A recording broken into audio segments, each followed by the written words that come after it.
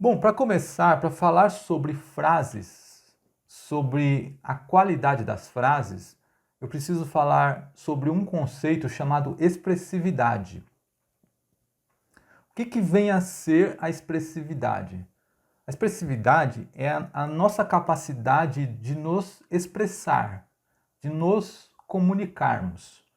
Quanto maior a nossa expressividade, maior é a nossa capacidade de comunicação e maior é o efeito dessa comunicação. Se o efeito é pretendido é tentar persuadir alguém, maior vai ser a persuasão. Se o efeito é tentar ajudar alguém, como por exemplo ensinando, maior vai ser essa ajuda, maior vai ser o ensino. Então essa capacidade de se expressar é a expressividade. E a boa comunicação, ou seja, você conseguir transmitir com fidelidade tudo aquilo que você pensa, tudo que você quer transmitir. Vamos supor, você quer explicar para alguém um acontecimento. Então, quanto mais você consegue explicar com detalhes, e outros fatores envolvidos nessa expressividade, que eu já vou mencionar, maior vai ser a sua capacidade de contar essa história, de fazer com que a pessoa entenda essa história. Eu vou citar aqui como exemplo um repórter criminalista na área criminal do passado que se chamava Gil Gomes. Provavelmente, se você tem uma certa idade, você deve ter conhecido, deve ter ouvido falar. Se você é mais novo, talvez não, porque ele fez carreira, digamos, nos anos 80, 90 e até 2000 ele ainda atuava no meio jornalístico. O que esse repórter tinha de especial? Que outros não têm. Outros da época dele não tinham, como até hoje os que trabalham nessa área não têm. A capacidade de contar histórias. Ele tinha uma capacidade fora do normal de narrar um acontecimento, e isso se dava porque não só pelo conteúdo que ele transmitia, como pela forma como ele transmitia. Por que pela forma e pelo conteúdo? Porque a nossa comunicação, se é tete a tete, você vê as expressões faciais de quem está falando, expressões corporais, você vê a gesticulação,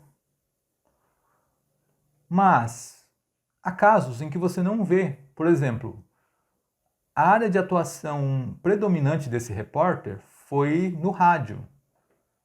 Ele teve uma participação por alguns anos na televisão, mas a maior parte da carreira dele foi no rádio. E era no rádio em que os ouvintes só tinham contato com a voz dele que ele fez a sua carreira, fez sucesso.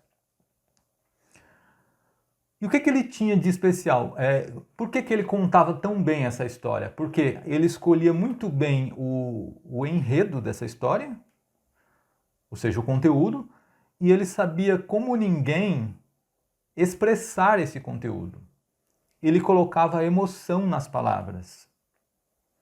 Ele colocava entonação em algumas palavras, tirava de outras que precisavam ser faladas com menos ênfase.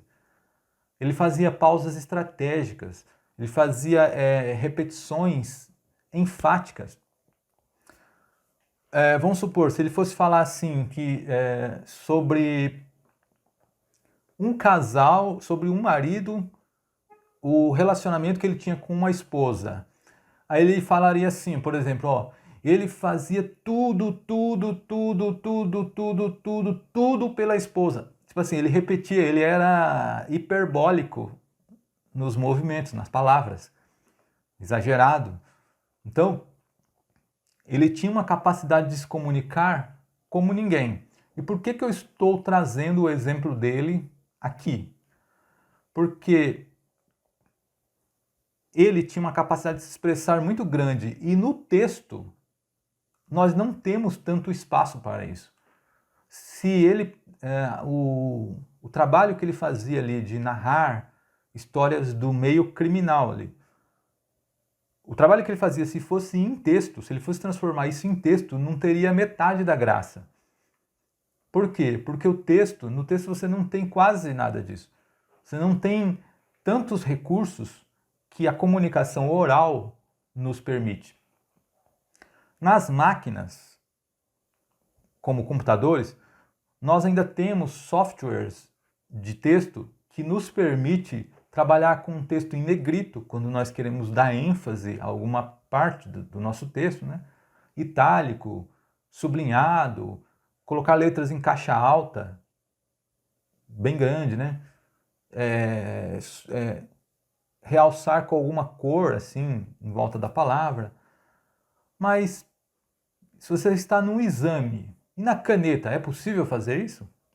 Aliás, nem é possível e nem é permitido. Você não pode ficar sublinhando palavras numa redação, por exemplo, para mostrar que você quer dar ênfase àquela palavra. Você não pode fazer isso. As regras do jogo não permitem isso.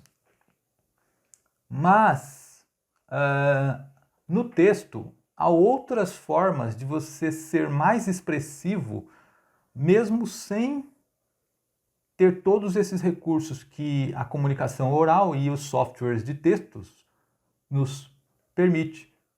Há outros, e é isso que eu quero falar nessa aula, que é muito diferente uma redação que trabalha com esses recursos nas frases e uma que não trabalha.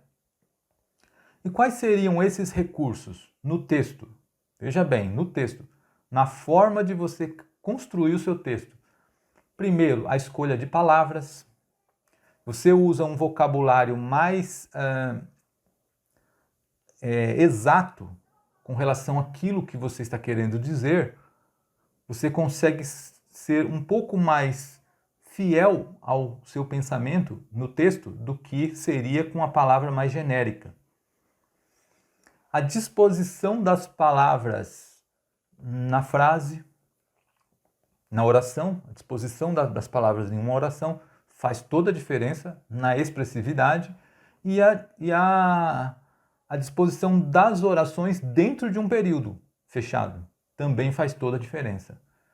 Você consegue transmitir ali, dependendo do manejo que você faz desses recursos, você consegue transmitir ali todo o entusiasmo do seu pensamento tal qual seria de uma forma falada, oral.